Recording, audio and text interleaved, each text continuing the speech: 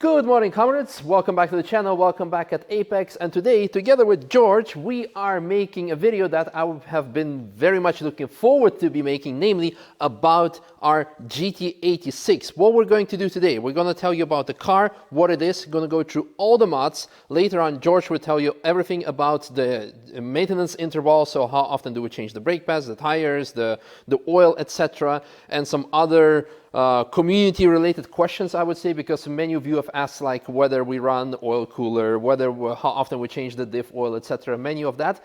And finally, Robert will join us and tell us why we still have this car in our fleet, because it's a very poor business decision to have this car in the fleet, and we will tell you why, but still why we still have it. So, starting off, what is this car? Well, obviously it is Toyota GT-86. I believe it's a build year 2016 because we bought this car in February 2017. It's a facelift model, but apart from facelift on the interior and the exterior, nothing has been changed in terms of the performance with the pre-facelift model. So it's basically the same, but looks slightly better. What have we done to the car ever since? So let's start on the front. We could open up the engine bay or the bonnet to show you the engine bay, but there is only the AM air intake, and that's basically it. Over here we can see the JRZ suspension, Pro Track wheels, AP Racing brakes. That's basically it. But one more thing about the engine, it sits on the solid engine mounts and solid gearbox mounts. On the interior, we can find the regular package that you can find for most of our cars: Recaro pull position seats, Schrott harnesses, Vischers half cage, which gives it a club sport feel, club sport look, so to say. Then, on the rear, basically pretty much the same JRZ suspension. Oh, you cannot see it from here. Stop tech brake discs, Pro Track wheels again, Nanking Air 1 tires in the size 2, 35, 40, 17. Is the front the same, George? Yes, square. Yes. So square setup. One more thing that I cannot tell as of now, just by looking at it, what brake pads are we running? They are DS2500 rear and Hawk front pads. Hawk front. I can't remember the exact number. The numbers are too long, but they're Hawk front pads. Okay, Hawk front pads. Then on the rear, we can see HKS exhaust, which is like a special limited edition red carbon fiber. Now, the reason behind this, older audience will already know, is because we had first casual black carbon fiber exhaust, and then I was the person who to crash this car like ever. Was my first crash with the car ever on the Nürburgring, and then we had to replace the exhaust for a more fancy one. Okay, stock wing, because of the two reasons. Let's put the car up, because underneath there are a couple of more mods to show you. By the way, the car was already on the lift, so that's why it was like having this SUV look. So don't think that the ride height is the way you can see on the video. Right, moving on. As mentioned, the engine, by the way, is also remapped. It currently produces around 230, 234 horsepower. I don't remember exactly the number. We had a dyno. As mentioned, HKS exhaust over here. Then also on the front, I saw the white line sway bar somewhere. Aha, there we go. Also with white line adjusted links. Then on the back is the most important upgrade, I would say. So first of all, of course, also the white line sway bar with the adjustable links, JRZ suspension that you can see a lot better from this angle. By the way, also braided brake lines, which is very important. And this is, according to many, the best mod that you can possibly give to your GT-86. First of all, we have here the Cusco diff cooler, which is also slightly larger, so you can put more diff oil in it.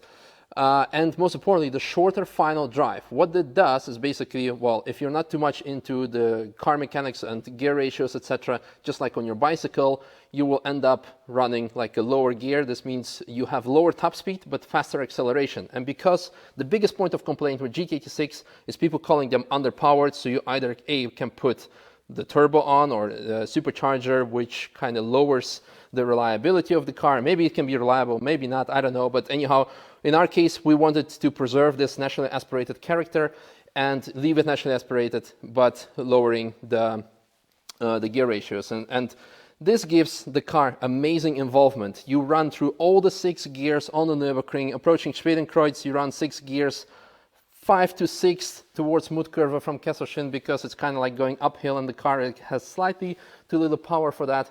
Yeah, it gives plenty of involvement, and you really have to shift quite often. And speaking of the shifts, you end up making sometimes driver errors, driver mistakes, especially for people who are unfamiliar or with the car, or most importantly with manual gearboxes in general.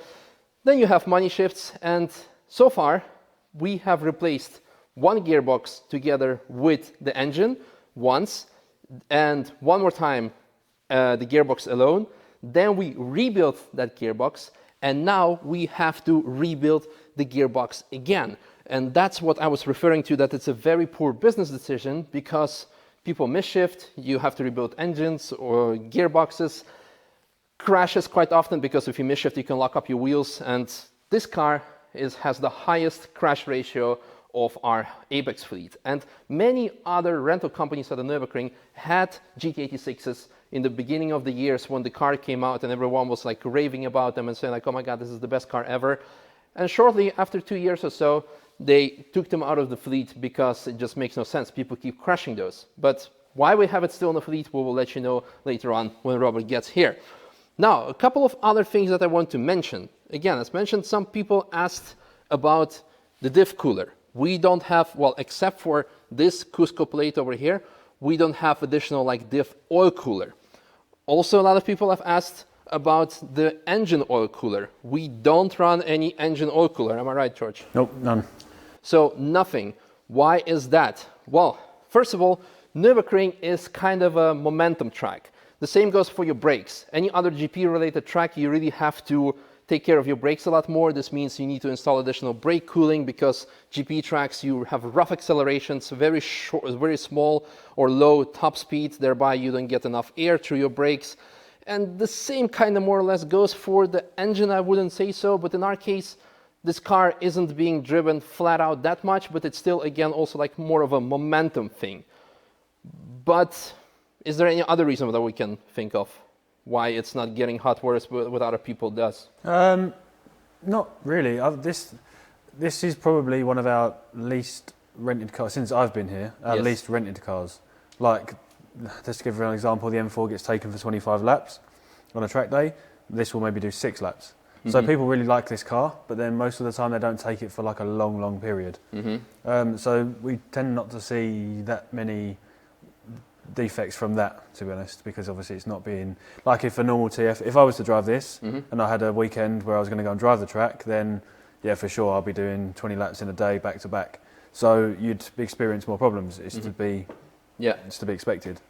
But yeah, I think that's probably the main reason why. Yeah, could be that. One thing I do want to say, however, we had a case I remember very vividly back in 2017, our first year of business. We had a customer come here, spent a full day with us, drove the Polo for 12 laps. Then he said, I want to try the GT-86. Drove it for 2 laps, or booked it for 2 laps. And then he said, I want a night in your hotel. I'm going to stay one more day. Tomorrow I will be driving this car for a full day until like the wheels fall off. Luckily, wheels didn't fall off, but he had so much fun. This is how much he enjoyed it, which will bring us later on why we still keep this car, because it's so much enjoyable. Now, that's, I believe, everything that I want to say about the mods that we have on the car. So we can move on towards the maintenance part, how often we change all the parts on it. Let's start with probably... Oh no, there's one more thing I wanted to say, because George said that this car didn't get rented out a lot. Now, we just did a quick fleet management kilometer check. Beginning of the season, this car had 27,664 kilometers. Right now, it has slightly over 30,000. We will have a look in a bit once we put the car down, if we're going to put the car down. This means that this season, the car has done 2,700 kilometers roughly. That is slightly more than 100 laps.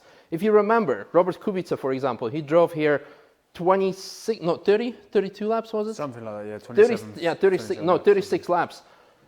And that shows that he did it in a week. This car in a full year barely did any 100. And that shows also how hard we've been hit this year by COVID, because roughly if we had 30% of business in comparison to last year, I think we should be happy. That's how bad it was. But let's not talk about the bad things, let's talk about the good things, that the car is still here in our fleet, first of all. But let's go about the maintenance. So let's start with the oil maybe.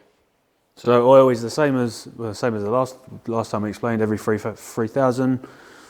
Obviously, at the moment, it's not really done that yet. So it's due an oil change this winter. Is how little we've had to change the oil this season because of lack of use. But oh no, it has been changed this season. I changed it mid-season.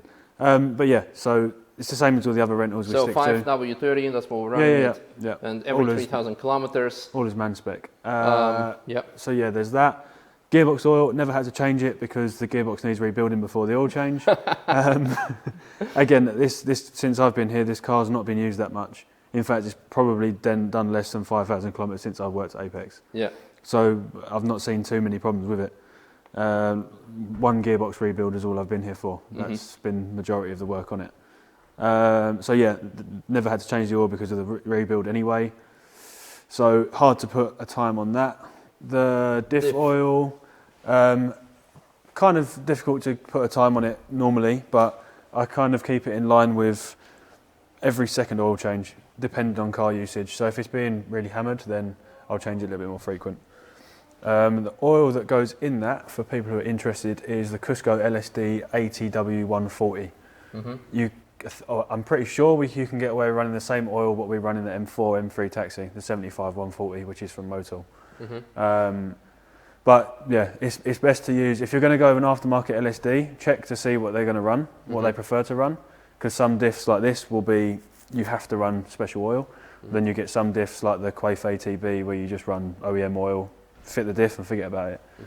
Speaking of the diff, by the way, we haven't rebuilt it ever since the installation. Some people like to rebuild it more often. In our case, it keeps on working. We don't feel or hear any weird noises, so I guess we just keep it running until we hear anything different. Yeah, you can feel it normally. Like when a car comes back after we test it, obviously we check the cars over in the week, and if it comes back and I drive it and go, there's something wrong, then we know to strip something and replace. Yeah. Where was I going with the diff oil? Diff oil. Yeah. So just check to see what diff oil the manufacturer says. So in this case, Cusco, they'll sell you the diff. You check in the diff on their website or wherever, and they'll tell you use this oil or use OEM oil or use this. So. Yeah, depends on the type of diff. Yeah, good. Moving on to, tyres. Let's talk about those. So AR1s are fresh on recently. Never run this car on AR1s before. Well, you didn't? Since I've been here, it's never run on AR1s, and as I'm aware, it never run AR1s before. It used to run the NS2Rs. And Cup 2s? It ran Cup 2 on the OEM wheel, yeah. So we tried these out, and the first time I drove the car on the track was with these, and the car feels amazing. Yeah. Really, really good. Yeah, you actually, with these tires, you don't even need the rear wing. I mean, I shouldn't, like, whoever comes and drives this car, don't get overconfident because I said it, that no, you just go flat out through Schwedenkreuz, but this car feels really planted for these tires. It's really planted, but it can be pretty lively. Obviously, the first lap you'll be like because they're surprised. Cold. Yeah, you need to warm them up. But exactly. How often do we don't know? We don't know yet with the AR1s. We don't know. I will put an estimate on 50 to 60 laps, maybe less because the car's so light. Yeah. So it's difficult to explain. But these have been on for a while, and to be honest, we sent it on a couple of media laps. I think Robert's been out on these as well, and they still look pretty good. There's no real bad wear on them. Yeah. Yeah. Plus a fair few road kilometres as well, testing the beginning of this season. So yeah, so this car is very light on the tyres because there is actually no torque because it's still naturally aspirated and almost no power. And then again, it's also very light. However, because it's so lively, I believe the rear brake pads will change more often than the front ones. At the moment, unsure because it's done so little kilometres. I've only had to put one set of brake pads in since I've been here. But yeah, it's.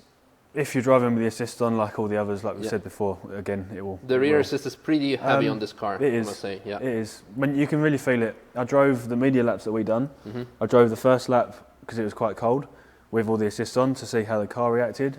And then the second lap with all the assists off. So you can see a big difference. How often we change the brake pads on the rear? I would say maximum 2 to 1 in front. 2 front, 1 rear. Maximum. Yeah, normally, yeah. Sometimes Yeah. Yeah. But I'm saying, well, no, since I've been here, I've only changed them once. Yeah, I don't think it's very often. And the tires? AR1's not sure, but NS2's 150 yeah, laps. 150. 150. Yeah, I'd because say- you said 70. I would but- say one. Yeah, but this is for the AR1s. Ah, The AR1s are half that. The Yeah, NS2 AR1s are. okay, okay. Cool. Well, that's regarding brake discs. Again, this is the first set. Well, when did you change them on the track day, wasn't it? When was that? I mean, to be honest with you, is that I'm going to talk about something later. I was going to do a video about what your first track car should be. Yeah. Because it's so low on maintenance. Yeah. It's so low on maintenance, and you learn how to drive the car. You actually have to drive it, and it's not like getting in one of these for your first car or something like that. But yeah, in my opinion, the brake discs, the brake pads are cheap, the tires are cheap, and you don't change them that The often. discs, I think we've done one set in a season, like in a season's worth, basically. Yeah. And that's low. That's really low. To change, the thing is, because obviously it's a bigger brake kit on the front, so you've got the better cooling anyway because of the discs. Obviously two-piece, and the pads, we use the more endurance style pads, and it's mega. Yeah. It works. We did a quick microphone swap because Robert just like kind of walked in. I just showed up. You just showed up. I didn't know what was going on. I was and like, then- we'll see what these guys are doing. Yeah, so now we're gonna talk about the second part of the video. George, because- I'm back. Yeah, George.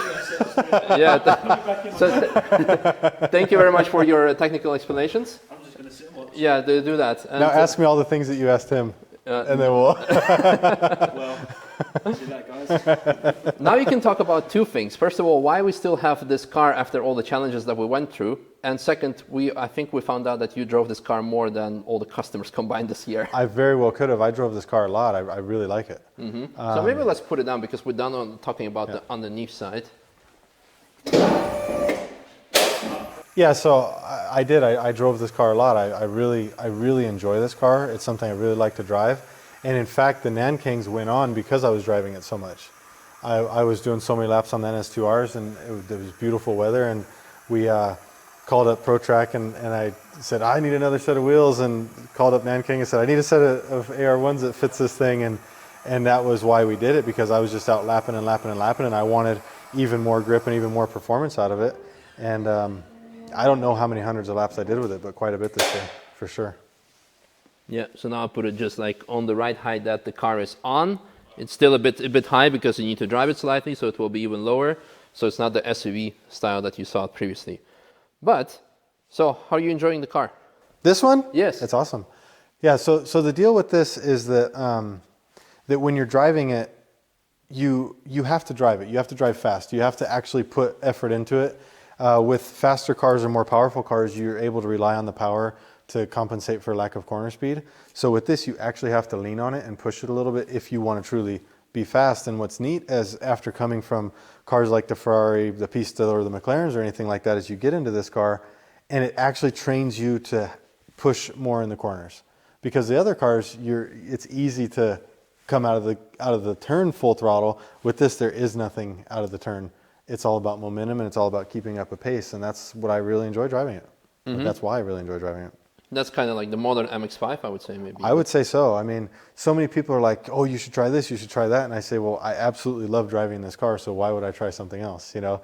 I think when you mess with something and you have a good time with it, you should really focus on it. The balance front to rear is perfect. You can trail brake it nicely and rotate the rear around. You can get on the throttle, and even though it's limited, you can still use the throttle to rotate the car. You feel everything that every corner of the chassis is doing, and it's just an absolute pleasure to drive. Mm-hmm. And now going on to the business perspective, so to say. Yeah. I mean, there is probably a reason why we are the only company in Nürburgring that still offer this car. I think it's, when I talk about the balance of it, that a lot of times in order to drive a car that has that kind of balance, you need to know what you're doing, right? And it is a car that could get away from you, I would say, relatively quickly if conditions aren't ideal.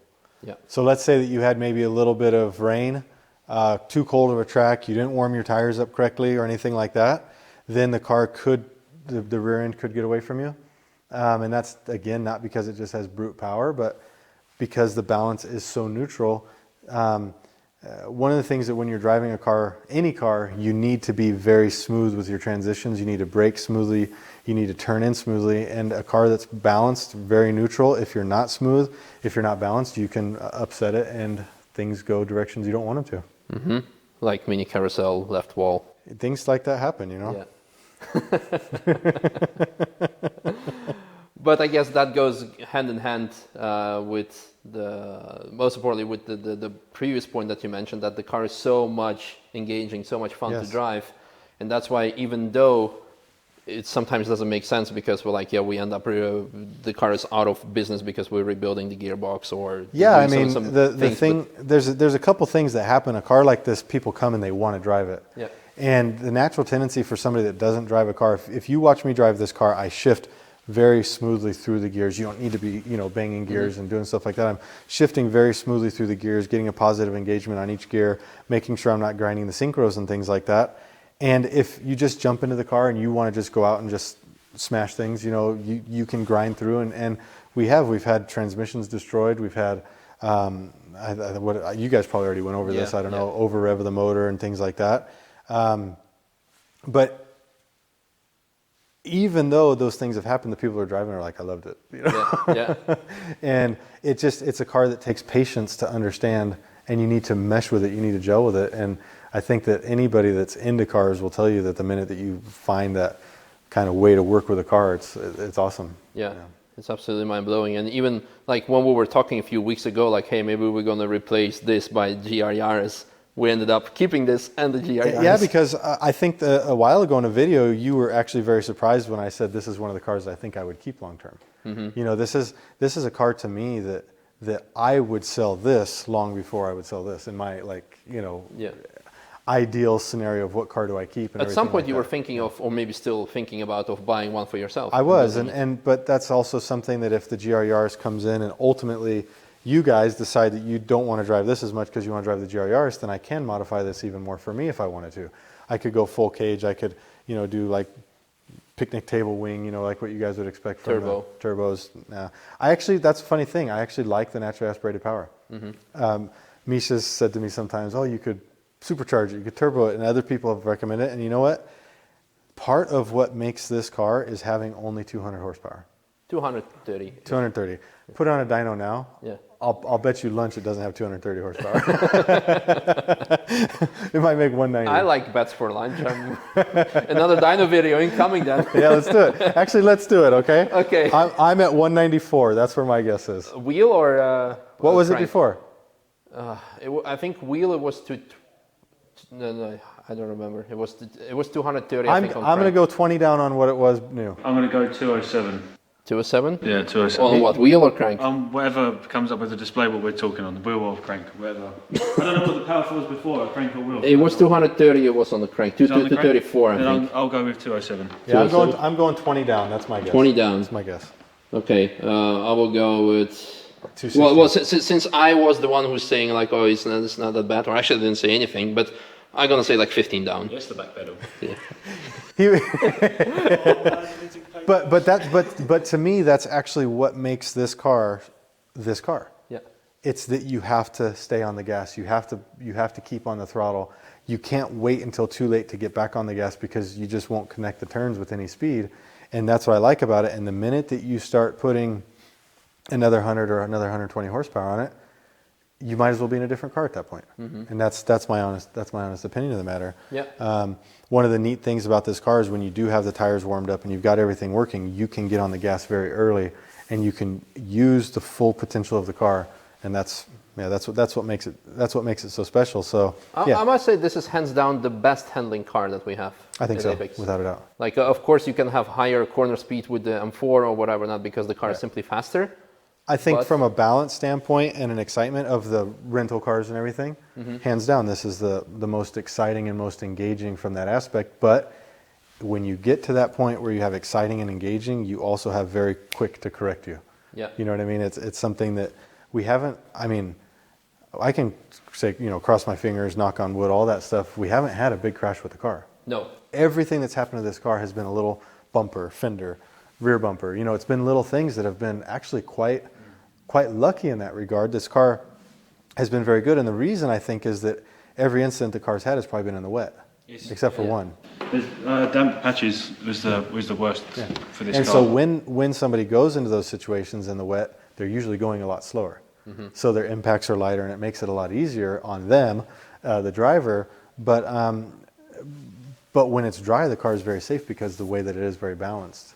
But again, once you get into the wet, any smoothness that you lack or any light braking or anything that you lack, light turning, that is magnified in the wet, and causes problems. Things that happen, absolutely. Well, I guess this goes, so far, everything that we wanted to cover, I think we brought it up. There's one thing that definitely a lot of people are going to ask. Would you get the new GT-86? I would. Yeah, I absolutely would. I was tagged in an Instagram post today, actually, where someone was like, what the F? Someone put a new 86, or well, I guess it's the BRZ. It's so far as BRZ, 86 hasn't been announced yet, but I guess we can expect it. And then the Yaris, and it was 75% BRZ and 26% or 25% Yaris was the result. I was like, wow. And it was a large sample of people as well. Yeah.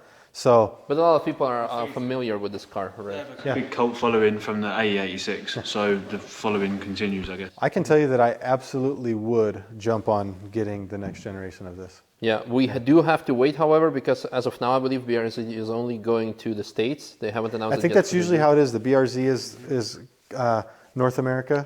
It was Canada. No, it was last time. It was FRS, Cyan FRS. Then Cyan went bankrupt. Yeah, and then you could still get the BRZ, 86 probably as well, but this. Let's just put it this way: they do weird things different places. Exactly. So we'll just wait and see what comes to Europe, but why not? I think it's going to be a great car because it's going to have 250, I think, horsepower. Is it still naturally aspirated? Yes. That's what I'm talking about. Or 230 stock, but it's it's 2.4, I think. Yeah. So I'd be all over that. So it's going to have a little bit more torque. It's going to have a little bit more power, not too much. It's not going to give that turbo that this motor really doesn't need in terms of track use.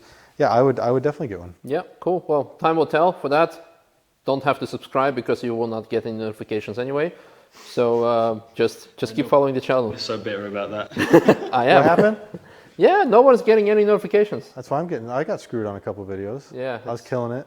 Yeah, I know. Otherwise it'd be 100K before. I'd be like 500K by now, except for notifications. Yeah, if only that. But yeah, at least GT-86 is still here. We're having fun with it. We're looking forward to welcoming you guys here next year with this car. Talk to George about your GT-86 maybe as well. And maybe we'll do it as a track day taxi at some point or something, just to show you how great this car can be. But I will say one thing: if the new GT-86 does come to here and we can get it, that would be one thing that I would replace this with. Yeah. That makes sense. But I can't see replacing it with nothing. Yeah. Or a front-wheel drive or an all-wheel drive or anything like that. Yeah, and for that we are actually going to make a video next with Robert about why we should get all the cars and we are not getting those. Or why we shouldn't get all the cars. Exactly, that's also the question. So anyhow, I hope you guys enjoyed this video. Thanks for watching. Thank you, George, for all the technical insight. Thank you, Robert, for the business and technical and drive insight. And I don't know. Thank you, Sorry Misha. for not giving you any food shot. I failed you. Bye, guys. Bye. Awkward.